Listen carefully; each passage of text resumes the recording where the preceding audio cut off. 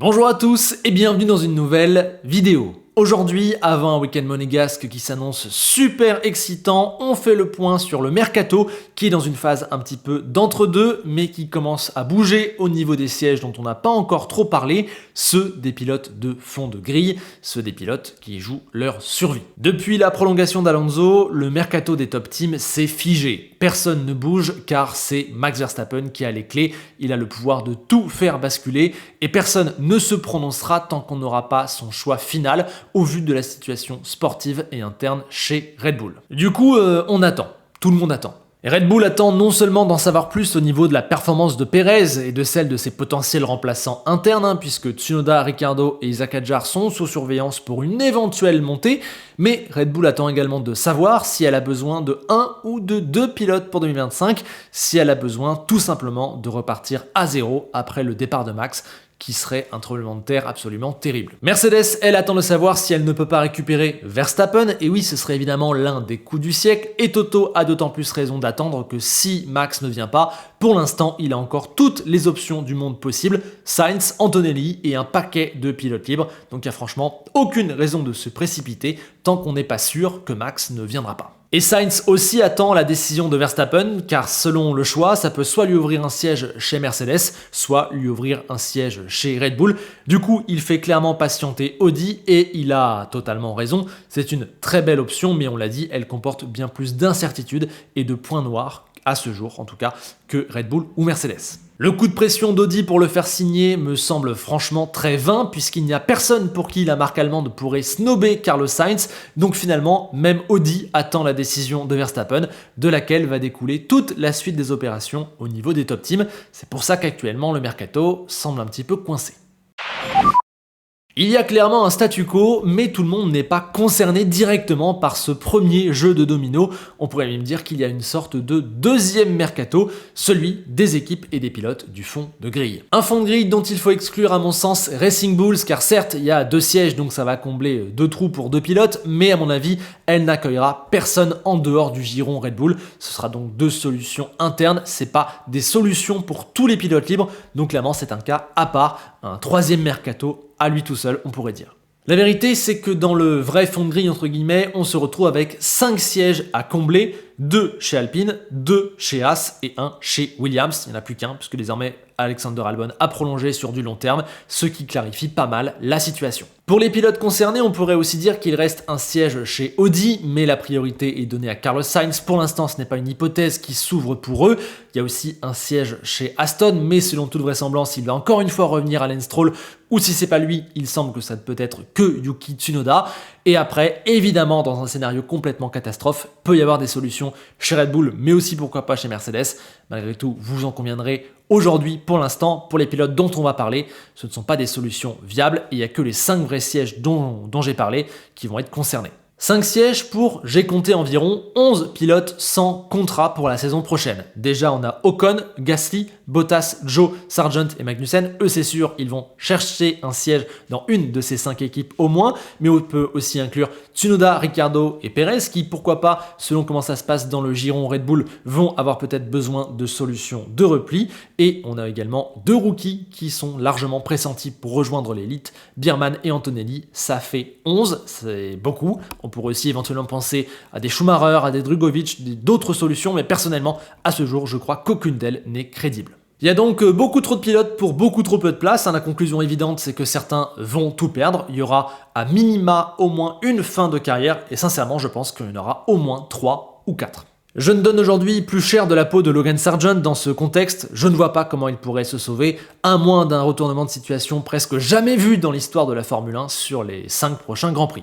Et en vrai, c'est pareil pour Guan Yu Zhou, alors il reste toujours une place chez Sauber, mais je pense absolument pas qu'elle est pour lui, il est sûrement la 5 ou 6e option de l'écurie allemande, donc ça je pense qu'on peut oublier. Après, lui il a un meilleur niveau de performance, qui est vraiment acceptable si on pourrait dire, et il a aussi des arguments financiers, mais je ne suis franchement pas sûr qu'aujourd'hui cela suffise par rapport aux autres candidats, même pour une équipe comme Haas, je pense que ça ne suffit pas. Donc ouais, aujourd'hui, je crois qu'il ne restera pas. Bottas, lui, sait désormais qu'il doit bouger car Audi le met sur la touche. Si jamais Sainz ne vient pas, il a une chance de rester en vrai, mais j'ai l'impression que la confiance a été rompue et de toute façon, il n'a plus d'avenir, ne serait-ce qu'à moyen terme, ne serait-ce qu'après 2025 dans cette équipe, même s'il reste. Donc, s'il veut continuer en F1, il doit migrer, il doit aller voir ailleurs et ça va dans le sens des rumeurs qu'il envoie actuellement chez Williams, ce qui serait franchement un très bon deal pour les deux parties et un beau clin d'œil de l'histoire et aussi sûrement sa solution la plus viable. Je ne le vois pas chez Red Bull ou Mercedes, chez Audi j'ai dit non. Il reste donc Alpine, Haas ou Williams et franchement je pense que Williams c'est son meilleur choix et apparemment c'est avancé.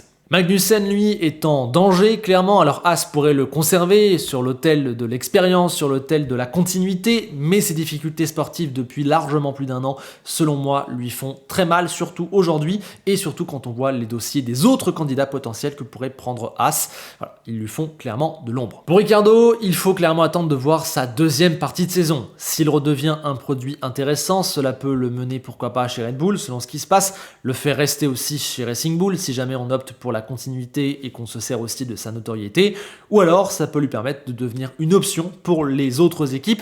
Mais attention, je pense que la marge est fine, il n'ira pas chez Alpine vu le passif, il n'ira vraisemblablement pas chez Audi où il n'a pas l'air d'être un candidat, je ne l'imagine pas chez Williams et franchement il ne reste que l'option Haas et je pense pas que ça l'intéressera vraiment. Donc voilà, j'ai l'impression que pour Ricciardo, c'est soit le giron Red Bull, soit rien et la conclusion claire, c'est qu'il va devoir effectuer un nouveau sauvetage de sa carrière. Son compère Tsunoda est bien plus performant, mais ne semble pas être dans les plans de Red Bull, et en vrai, s'il ne l'est pas avec ce qu'il fait aujourd'hui, c'est qu'il ne le sera jamais, et ne l'a même sûrement jamais été. Sa chance de monter est donc faible, il faudrait un énorme retournement de situation. Sa chance de simplement rester chez Racing Bulls, elle est plus grosse, mais avec Lawson, Ricciardo, Hadjar, le faible soutien de Red Bull, et le départ prochain de Honda, il y a des raisons de s'inquiéter. J'ai du mal à le voir faire une 5e saison dans cette équipe. Je répète donc ce que je dis depuis plusieurs semaines sur Yuki, il y a un vrai risque qu'ils doivent quitter le clan Red Bull sans avoir le siège Aston Martin, du moins pas avant 2026 minima, et sans être sûr de retrouver un siège, que ce soit chez Alpine, chez Williams, chez Audi ou chez Haas. Donc ouais, je le redis, j'ai peur que Yuki se fasse injustement avoir. Plus je tourne le mercato dans tous les sens, plus j'ai l'impression que le gros dindon de la farce de cet été, ça peut être lui. Et enfin, on a Ocon et Gasly qui semblent clairement être à l'abri d'une perte totale d'un siège en Formule 1, car déjà, au pire des cas, ils n'auront qu'à re-signer chez Alpine qui voudra très certainement d'eux, mais aussi car ce sont des pilotes qui ont un niveau clair et qui méritent largement de rester en F1. Mais la question c'est, vont-ils chercher à s'en aller ? Évidemment, si quelque chose se libère chez Audi, Red Bull ou Mercedes, ils vont tenter absolument de s'y diriger, mais la nouveauté c'est qu'ils pourraient aussi regarder du côté de Haas ou de Williams. Je pense sincèrement qu'il y a une grande chance que Alpine perd au moins un de ces deux pilotes, et vraisemblablement plutôt Esteban Ocon que Pierre Gasly. En tout cas, ces deux pilotes qui vont être actifs sur le marché et qui vont boucher 2 sièges sur le peu qui reste. Le souci, c'est qu'il n'est pas évident de bouger tant qu'on n'a pas toutes les infos, c'est très dur même, et aussi car il n'y a aucune situation parfaite chez les équipes. Historiquement, Haas n'a jamais été une destination privilégiée sur le mercato, elle n'était même seulement entre guillemets qu'une solution de repli pour éviter une retraite forcée. On ne signe pas vraiment chez Haas par choix, j'ai envie de dire, mais on dirait que la donne a un peu changé. Certes, le fait qu'il y ait bien plus de prétendants que de sièges libres y joue pour beaucoup, mais voilà, aujourd'hui Haas est une équipe qui existe largement en Formule 1, qui a même bien meilleure mine que Sauber ou Williams. Les perspectives long terme et de potentielle explosion ne sont pas immenses, mais enfin Haas, en tout cas, elle est là, c'est une équipe de F1 et pas une équipe de F1 au rabais, certainement pas. Et il y a aussi l'exemple Hülkenberg, il a prouvé qu'on était capable de briller chez Haas et de s'y relancer. Ça peut inspirer d'autres personnes. Le truc, c'est qu'un des 2 sièges semble promis à Oliver Biermann, qui impressionne à chaque séance d'essai, a le soutien de Ferrari et a quasiment paraphé son contrat après sa perf en F1 à Jeddah. À l'instant T, je pense que les choses sont toujours prévues ainsi, mais attention, sa saison de F2 est tout bonnement catastrophique, il n'a que 6 points. Comme en F1. Si ça continue, je pense qu'on peut commencer à mettre en doute cette promotion qui semble toute faite depuis quelques mois. Voilà, pour l'instant, il est 19e en Formule 2. S'il reste là ou ne remonte pas à minima dans le top 10, dans le top 5, peut-être que quelques voix vont commencer à s'élever contre ce transfert. Il va donc devoir relever un minimum la tête en F2, continuer de séduire à chaque montée en F1 et ne surtout pas perdre le soutien de Ferrari, qui est, on va le dire, la principale raison qui pourrait le voir monter chez As. Mais voilà, attention Oliver. Pour l'autre siège, Ricciardo, Ocon, Gasly, Perez, Tsunoda et Bottas sont à mon sens, et j'espère au sens de As, des meilleures options que Kevin Magnussen.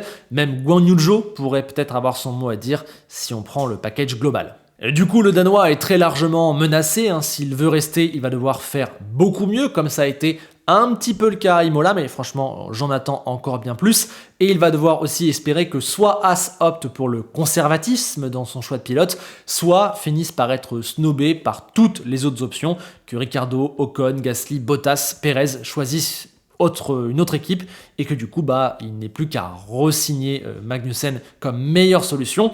Mais j'ai l'impression que ça ne va pas être le cas et que des pilotes vont s'intéresser à As. Ça va dans le sens de cette info qui est sortie cette semaine par Motorsport. Esteban Ocon et As seraient en contact. Esteban envisagerait l'option. Pour moi, ça illustre que beaucoup vont se pencher sur l'option As. Cela nous amène à Alpine. Bruno Famin a dit récemment qu'il voulait prendre son temps sur le mercato. Je pense surtout qu'il n'a pas le choix, qu'Alpine n'a absolument pas la capacité de dicter le tempo du mercato et qu'elle ne va pouvoir que subir. Elle a actuellement un top duo par rapport à sa place dans la hiérarchie et va devoir attendre de voir si les deux sont OK pour rester, ce qui serait son meilleur cas de figure, mais qui est loin d'être certain. Vu la situation de l'équipe, je pense qu'il y a une belle probabilité qu'elle perde au moins un des deux Français, et a priori plutôt Esteban Ocon qui a l'air de vouloir être proactif contrairement à l'équipe, et qui regarde non seulement du côté de Mercedes ou Audi, mais aussi du coup de Haas ou de Williams qui ont de vrais arguments. Esteban est là depuis longtemps et le projet bleu-blanc-rouge ne rassure pas. Je comprends l'envie de partir et aussi l'envie d'ouvrir un nouveau chapitre de sa carrière. On espère qu'il fera le bon choix. Gasly, lui, semble plutôt parti pour rester à l'instant T, vu le manque d'options éventuellement meilleures. Au moins sur le court terme, il pourrait re-signer. En tout cas, Alpine attend la décision de ces deux Français. Et pris. Si jamais elle doit trouver un nouveau pilote, je pense qu'il y aura dilemme entre l'académie d'un côté où Martins, mais visiblement surtout Douane patiente, et de l'autre côté, les pilotes qui seront restés libres. Je pense que ça ne pourra pas être Ricciardo, Magnussen, Sargent ou bien Carlos Sainz. Je pense qu'aucun de ces quatre-là ne viendra. Et du coup, ça se jouerait entre Tsunoda, Bottas, Perez ou Guan Yu Zhou. Voilà un petit peu les options qu'il y aurait pour Alpine. En tout cas, si elle se retrouve dans ce cas de figure, et je pense que ça a de bonnes chances d'arriver, ce sera pas forcément la joie. Je veux bien votre avis sur cette situation. Et enfin, on a Williams qui est sûrement l'équipe du fond de tableau avec le plus de cartes en main et en tout cas le meilleur pouvoir de séduction sportivo-affectif. Le début de saison 2024 inquiète, mais la dynamique sur 2-3 ans est bonne. Le nouveau team principal audacieux, la reconstruction profonde s'opère, Albon a signé sur du long terme, il y a de l'ambition. Disons qu'il y a une bonne vibe, il y a des raisons d'être positif, des raisons d'y croire, d'avoir envie d'acheter. Du coup, contrairement pour l'instant à Alpine et Haas, Williams peut se permettre d'avoir quelques critères, d'être un peu exigeant, et ce qui ressort, c'est que James Vowles aimerait de l'expérience, surtout après l'épisode Logan Sargent, et donc les deux profils qui colleraient le plus aujourd'hui seraient Perez, mais pour l'instant c'est un petit peu tôt, on n'a pas encore assez d'informations sur sa situation, et surtout Valtteri Bottas, avec qui apparemment les négociations seraient bien entamées. Certains vont même jusqu'à dire qu'il ne manque que la confirmation. Franchement, ce serait un super coup. Évidemment, Ocon et Gasly seraient aussi de très très bonnes recrues pour Williams, mais quitte à avoir le choix, je pense que peut-être ils ont un profil un peu trop similaire à Alexander Albon et que James Vowles préfère un Bottas qu'il a en plus connu chez Mercedes. Le souci justement, c'est Mercedes et sa volonté de peut-être placer Antonelli en F1, et si elle ne peut pas le faire directement chez elle, elle voudra le faire chez Williams, ou elle peut le faire grâce aux accords sportivo-financiers qu'elle a signés. Ça voudrait dire du coup pas de Bottas pour Williams et un choix pas idéal puisqu'elle veut arrêter avec les jeunes. Antonelli, c'est certes un crack qui va ramener de la visibilité et ça va apporter beaucoup de choses, mais ça reste un gars qui aura 19 ans la saison prochaine, qu'il faut former, qui fera son lot d'erreurs et qui surtout, à moyen terme, n'appartiendra pas à Williams, fera les beaux jours d'une autre équipe. Donc clairement, il préférait prendre Bottas ou un Perez ou un pilote français, mais ça va dépendre en premier lieu de ce que Mercedes arrive à leur imposer ou non. On vient de le voir, la situation n'est donc absolument pas parfaite pour les pilotes de ce deuxième mercato. Ils doivent clairement se positionner car il y a énormément de concurrence, mais c'est dur de faire un choix vu le timing et vu les propositions. Pour autant, s'ils attendent trop, ils risquent ni plus ni moins que de perdre leur siège en Formule 1. À la fin mai, voilà donc selon moi où nous en sommes avec ce deuxième mercato et ce que l'on peut dire. Côté français, Ocon et Gasly peuvent être ouverts à un départ d'Alpine et visiblement plutôt Esteban que Pierre. Bottas, lui, cherche une porte de sortie et le deal avec Williams semble dépendre du cas Antonelli. Zhou et Sargent, eux, sont en grande difficulté. Magnussen, lui, est menacé quand Tsunoda n'est sûr de rien et c'est très injuste. Ricciardo est toujours dans le flou. Pérez, attention, pourrait bientôt entrer dans la danse pour ses sièges. Et Birman et Antonelli attendent d'envoyer certains pilotes à la retraite. Les prochains mois vont donc être absolument dingues parce qu'on joue des avenirs en Formule 1 littéralement. C'est hyper dur à démêler pour l'instant. Et j'ai le sentiment qu'à la prochaine décision forte, tous les dominos vont tomber derrière. Justement, qui fera le prochain move? Bottas chez Williams? Peut-être, on a l'impression, mais l'hypothèse Antonelli empêche peut-être James Vowles de faire un choix, ou en tout cas de faire un choix tout de suite. Peut-être Esteban Ocon? Oui, mais c'est dur de bouger tant que les portes Audi ou Mercedes ne sont pas totalement refermées. Peut-être alors Verstappen, ce qui entraînerait une réaction en chaîne, mais vu qu'il a un contrat, il n'a finalement pas à confirmer qu'il reste chez Red Bull, donc le suspense peut durer jusqu'à la fin de saison. Et certains vont peut-être devoir bouger avant d'être 100% sûr du cas Verstappen. On peut aussi dire qu'avec la récente méforme de Mercedes, peut-être que l'hypothèse du départ s'est un petit peu refroidie, ou alors on pourrait aussi penser à Carlos Sainz, puisque craquer pour Audi est clairement tentant, mais le faire avant d'avoir la réponse de Max, c'est prendre un gros risque de peut-être passer à côté de Red Bull ou de Mercedes. Mais c'est possible car ces derniers temps, il est moins fort et on l'avait dit, il est en décalage avec ce mercato. Lui aurait aimé signer au moment où il cartonnait Melbourne, Suzuka, mais le mercato des top teams, il va se décanter aux alentours de l'été. Donc Carlos est en décalage, ce qui peut l'obliger à accepter l'offre d'Audi. Et allez, pour finir, je vais tenter de dessiner la grille aujourd'hui à fin mai. Je précise simplement que ce n'est pas un prono qui change tous les 4 matins, c'est une espèce de photo à l'instant T des probabilités. En tout cas, voilà, j'ai fait 2 scénarios. Le premier, le voici. Si Verstappen reste, je ferai peut-être monter Tsunoda à ses côtés car Pérez décline et je trouve que Yuki est la seule option interne qui a du sens. Je ne vois pas un Sainz faire le numéro 2. Ça peut être Hadjar ou Lawson qui monte directement aussi, attention à ne pas négliger, mais j'ai préféré mettre Hadjar Lawson chez AlphaTauri, chez Racing Bull, c'est le plus logique et c'est une situation qui est décorrélée du reste du mercato. Je vois donc du coup Sainz accepter l'offre d'Audi et Mercedes se jeter sur Antonelli puisqu'elle n'aura pas ses 2 premiers choix et pour des raisons déjà expliquées, c'est un bon choix. Il peut y avoir une hésitation avec Ocon, mais perso, j'opte pour Antonelli. Bottas, lui, donc, rejoint bien Williams, puisqu'Antonelli n'y est pas. Les Français ne bougent pas, car apparemment, il n'y a pas d'autres options, et je n'ai pas encore sauté le pas. Chez Haas, justement, à côté de Birman qui monte, c'est Pérez, puisque Haas, selon moi, peut préférer Pérez à Magnussen.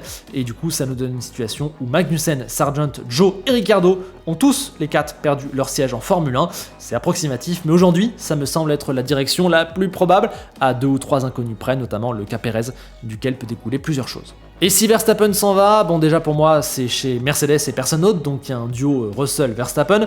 Et du coup j'imagine que Sainz, s'il n'a pas encore accepté Audi, prendrait le poste de numéro 1 chez Red Bull et je laisse Pérez à côté car sinon ça ferait peut-être un petit peu trop de changements. Du coup chez Audi il n'y a pas Sainz et je vois peut-être l'écurie allemande se jeter sur Esteban Ocon. Chez Alpine du coup il faut un remplaçant et je vois un duel entre Duan et Tsunoda que j'imagine perdre sa place chez Racing Bulls pour toutes les raisons déjà évoquées au profit du duo Hadjar-Lawson. Chez Haas, je fais monter Birman et cette fois, je laisse Magnussen car il n'y aura pas d'option Pérez ou Bottas et Ocon est parti chez Audi donc je vois pas trop qui d'autre pourrait remplacer Kevin. Bottas que j'ai placé chez Williams et vous voyez donc que ça nous fait Ricciardo, Sargent et Zhou à la retraite et Antonelli qui ne monte pas encore. Et oui, c'est logique puisque si Mercedes récupère Verstappen, elle est beaucoup moins pressée à le faire monter. Bon voilà, évidemment tout ça reste trop approximatif, on a encore trop d'inconnus pour faire de vrais choix, mais vous voyez qu'il y a des cas de figure qui se dessinent et en tout cas dans cette vidéo, j'espère avoir fait un point assez clair sur la situation du mercato et particulièrement de ce deuxième mercato entre guillemets qui va pas tarder à bouger et qui est dans une situation délicate. Peut-être que le prono à l'arrivée n'est pas bon, si c'est pas vraiment un prono. J'espère que l'analyse globale de la situation en tout cas est meilleure et permettra de réfléchir sur la situation. Évidemment, n'hésitez pas à me donner vos avis et vos pronostics en commentaire, on sera là pour en discuter, j'ai hâte de vous entendre sur ce sujet.